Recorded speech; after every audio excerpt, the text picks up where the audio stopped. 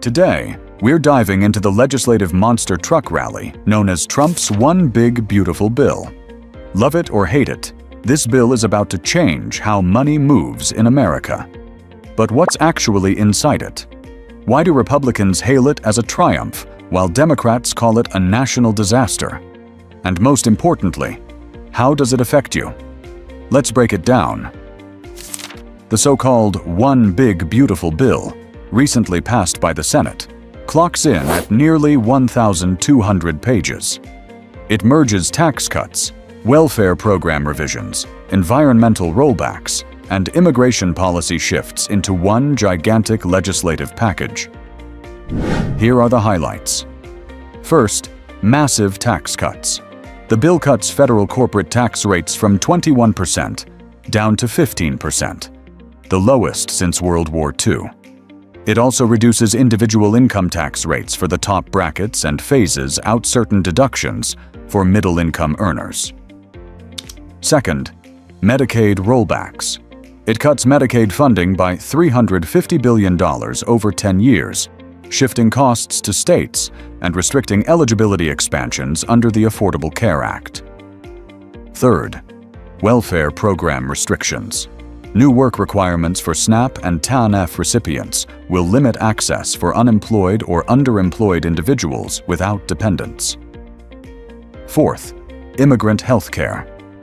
It prohibits undocumented immigrants from purchasing insurance on ACA exchanges, even with their own funds, and removes emergency Medicaid coverage for non-citizens. Fifth, fossil fuel incentives. The bill provides billions in new subsidies for oil and natural gas drilling operations, with streamlined environmental approvals for pipeline construction. Sixth, education reforms. It eliminates certain federal student loan forgiveness programs while increasing federal support for private school vouchers. Finally, a name change controversy. The bill's official title dropped the One Big Beautiful Bill branding at the last minute after Senate rules rejected non-substantive names.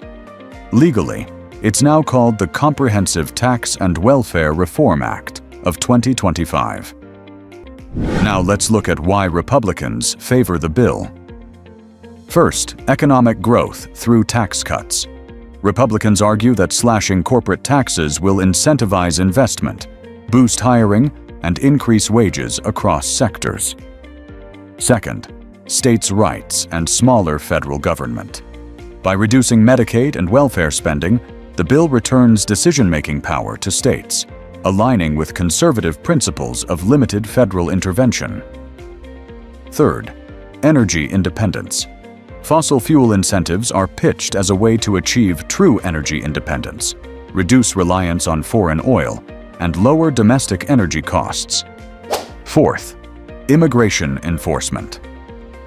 Provisions restricting immigrant access to federally funded health care are framed as budget savers and deterrents to undocumented migration. Fifth, school choice expansion.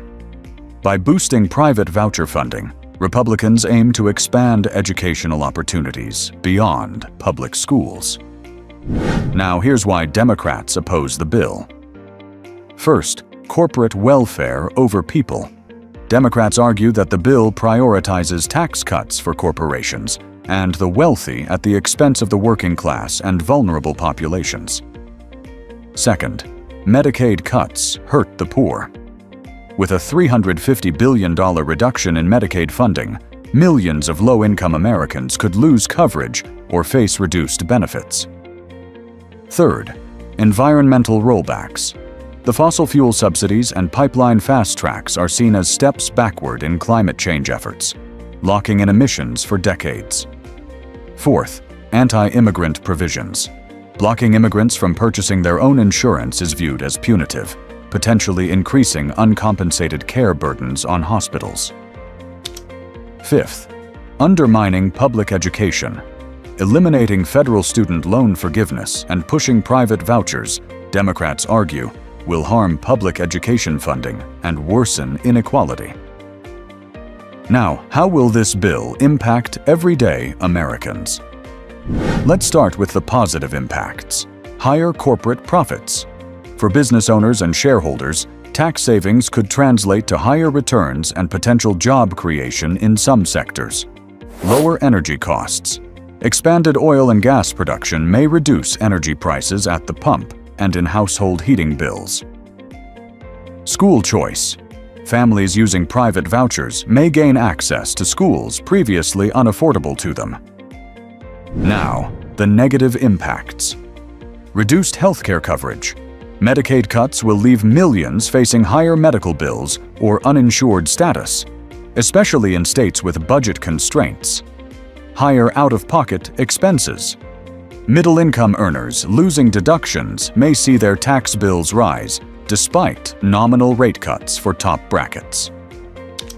Environmental degradation. Increased drilling and pipeline construction pose contamination risks and accelerate climate change effects, disproportionately impacting lower-income communities. Student debt burden.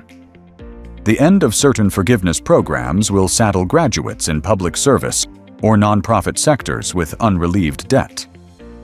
In conclusion, the One Big Beautiful Bill is neither purely beautiful nor purely disastrous. It's a massive reordering of economic priorities with clear winners and losers. Corporations, fossil fuel producers, and some high-income earners stand to benefit. Low-income families, immigrants, and public sector graduates could bear significant burdens. At its core, the bill reflects a distinct political philosophy: that prosperity trickles down through business incentives and smaller government. Opponents argue it's simply reverse Robin Hood economics. What do you think?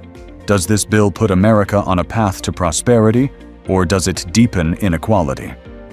Drop your thoughts in the comments below. Don't forget to like, subscribe, and hit that notification bell for more legal and political breakdowns, right here on Due Process Daily.